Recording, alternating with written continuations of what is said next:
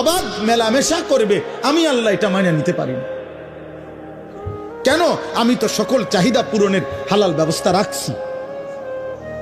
আমি খাবারের চাহিদা পূরণ করছি, আমি পানির চাহিদা পূরণ করছি, আমি লজ্জাস্থানের চাহিদা পূরণের হালাল ব্যবস্থা, পবিত্র বিবাহ আমি তো রাখছি। তাইলে তুমি কেন নাফরমানি করো?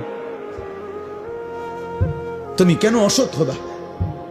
এই জন্য আল্লাহ বলছেন ওয়ালিয়াশহাদ আযাবাহুমা তাইফাতুম মিনাল মুমিনিন।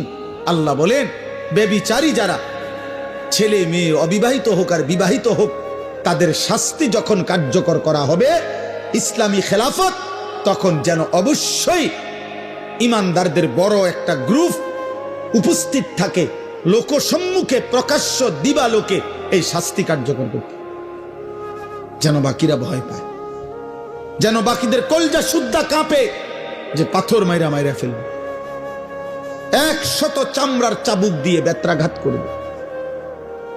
এই জন্য বাবা শুনেন আর এক আয়াত, তাহলে একটা বললাম।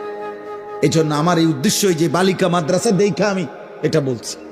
আয়েশা সিদ্দিকা মহিলা মাদ্রাসা, বালিকাদের মাদ্রাসা, মুসলমানের মেয়ের ইজ্জত